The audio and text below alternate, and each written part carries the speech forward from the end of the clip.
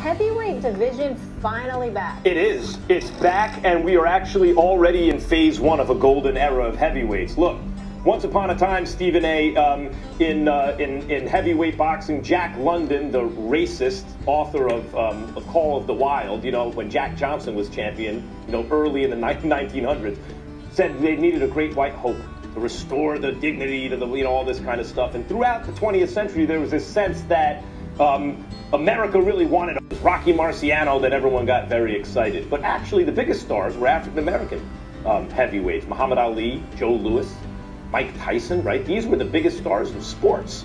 And eventually Lennox Lewis comes along. He's this British heavyweight who's beating everybody, and people start lamenting, oh, what happened to the American heavyweight? The answer is the NFL, actually. And then Klitschko came along, Stephen A. You're a knowledgeable boxing guy. You know that Klitschko had a boring run. He was fighting in Germany, very technical style. Even his name is difficult to put consonants in a row, right? And English was not his native language. And so people lost interest in the heavyweights. Then all of a sudden, Anthony Joshua comes around. Undefeated, always in shape, 365-day-a-year athlete. Anglican name, easy for people, speaks English as his native language. More importantly, has a nice, flowing, fluid style.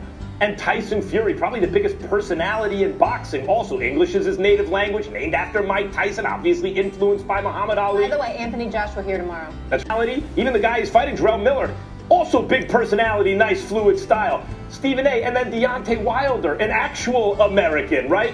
Who's a huge all-time puncher with the right hand. And not only that, all the guys I mentioned, Deontay Wilder, Anthony Joshua, Tyson Fury, have special stuff inside them that when they get knocked down or hurt, they get back up to win or finish the fight. It is very rare, Stephen A., that the heavyweight division has more fighter in it. It is exceedingly rare where it has many fighters at the top who are not only excellent, but are fan-friendly and charismatic and make dramatic fights. But that's what we have right now in heavyweight boxing. Well, let me say this. The heavyweight division is attractive. I'm liking what I'm seeing. I'm not trying to sit up there and throw shade on anything. I like Tyson Fury's mouth and his bravado skills, not necessarily his punching power. We know what punching power Deontay Wilder has, and I appreciate that. But ultimately, it comes down to black men in terms of Deontay Wilder and Anthony Joshua, because that's the matchup that everybody really, really wants to see. If you watched Tyson Fury, you didn't get the impression that he was somebody that could take out Deontay Wilder, that he was going to box him and outbox him for 12 rounds and win him that way. That's what you saw. And when it comes to heavyweights, you're looking for a knockout. Now, if Tyson Fury had knockout power with that mouth, even though he's from England, let me tell you something, he'd be exponentially more attractive. Me, you know where I'm going, Max. Because when you talk about the golden era of the heavyweight division, I'm going to the 70s with Ali and Frazier and Foreman and Quarry, Ernie Shavers running. I mean, Lyle and these boys. I mean, come on now. I mean, listen, I don't know with the 80s with Larry Hall and Mike Weaver and those boys. I want you to please. This right here, I respect the heavyweight division, but don't get me started. It doesn't compare to what we saw in the 70s. Let's put the brakes on that right now. Yeah, well, listen, the 70s were great, the 90s were great. I'm saying the heavyweight division is back. I'm not saying it's better than the 70s, but it's back. I understand. No. I respect where you come from. They are back if that's the way you put it. I'm just saying, don't tell me you usurp what I saw growing up. Oh, no. Let's get to Tyson. Like the punching power. He lacks the punching power. He's not a puncher. I'm in love. I'm in love with the welterweight division. That's where I'm at. Yep. When I think of boxing, and you know, and I saw him talking to Bob Arum. Let me tell you something, because I love me some Bob Arum. I really do. Let me tell you something, Bob. If you could sit up there and talk to Al Haines about getting Deontay Wilder and Tyson Fury in a rematch, you can talk about getting your boy Terrence Crawford in the ring with Errol Spence Jr. You can do the way God, Max. You're absolutely right. Why not do business across all the different divisions? Right. That's right. Now, I'll say this about the welterweights. Sure, the welterweights are an excellent division.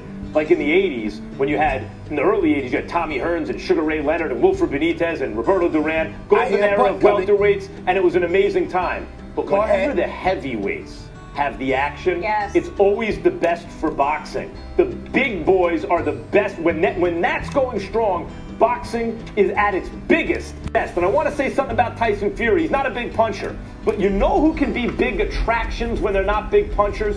When you got the mouth and the personality. Like Floyd Mayweather wasn't a big puncher. Not at the heavyweight, Max. No, even heavyweight. Muhammad Ali by the end wasn't knocking a lot of guys out. But it became a thing where people were emotionally invested in him. So it wasn't about how he won. It was about whether or not he could win. And Tyson Fury is on the way, if he can keep winning and being involved in big fights, in being the kind to see whether or not he can pull rabbits out of his hat, not knock people out. The heavyweight division is going to be ultimately carried by Anthony Joshua and Deontay Wilder in that kind of collision. You gotta have knockout power as a heavyweight. Nobody can tolerate that from Floyd Mayweather, dancing around for 12 rounds. They can't do that with heavyweights, I'm telling you. Ali was decisioning a lot of guys. What's going on, guys? It's your boy Boxing Facts or Fiction. I need you guys to do me a favor. Hit that like button, hit that subscribe button, hit that notification icon for more videos like this.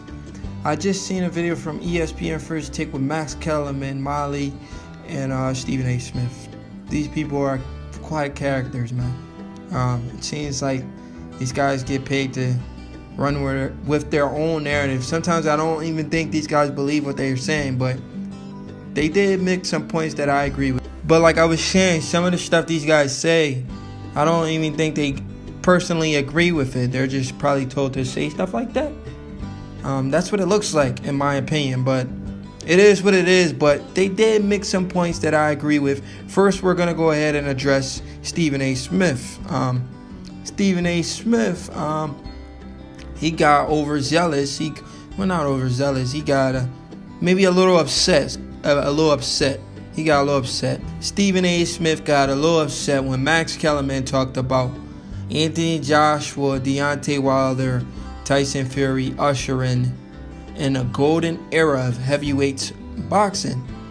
Stephen A. Smith, who's always assuming, he thought Max Kellerman was saying Anthony Joshua, Deontay Wilder, and Tyson Fury are better than any era he's ever seen, which Max Kellerman wasn't saying. Max Kellerman was only saying these guys are bringing heavyweight boxing back, which I agree with. They are bringing heavyweight boxing back. He even mentioned about Vladimir Klitschko, who was fighting over there in Germany, and he wasn't really exciting. He wasn't really an exciting fighter. It was a boring time in heavyweight boxing. And then, boom, Anthony Joshua comes out of nowhere. Deontay Wilder starts to get known. Big Baby Miller, Tyson Fury beats Vladimir Klitschko. And now we have these three guys who are really talked about ushering in a golden era in heavyweight boxing. So I agree with Max Kellerman when he talks about these three guys, because the heavyweight division had never been talked about like that before. When people talk about heavyweight division, they talk about the guys of the old, like the Mike Tyson, the Ali, the Evander Holyfield, guys like that. That's the stuff people talk about. They don't talk about the Klitschko era like that. But Klitschko did what he had to do. But now they're talking about Deontay Wilder, Tyson Fury, Anthony Joshua. These are the fights that are being talked about. And the heavyweight division is considered to be the most exciting division. So I agree with Max Kellerman when he says that. But there's some other stuff he said I didn't necessarily agree with. Concerning Tyson Fury, I'm a fan of Tyson Fury. But when I watch heavyweight boxing, I like to see knockouts. And I agree with Stephen A. Smith. I don't want to see a Mayweather of the heavyweight division. If Tyson Fury had knockout power, he'll be the guy. But he don't have knockout power. He just has the skills. So a lot of people are not interested in that. We love the skills, but we want to see some knockout power in there as well. So I agree with Stephen A. Smith a little bit on that. And he also talked about the welterweight division. He said if Bob Arum is willing to make Tyson Fury and Deontay Wilder with ESPN, he should be willing to make Terrence Crawford and Earl Spence Jr. Bob Arum already stressed that he's willing to make that. So I don't know if Stephen A. Smith seen interviews of Bob Arum saying it. He want that fight on pay-per-view though. So Stephen A. Smith needs to go back and do a little bit of more research before he says stuff like that. Because Bob Arum has already mentioned he wanted this fight.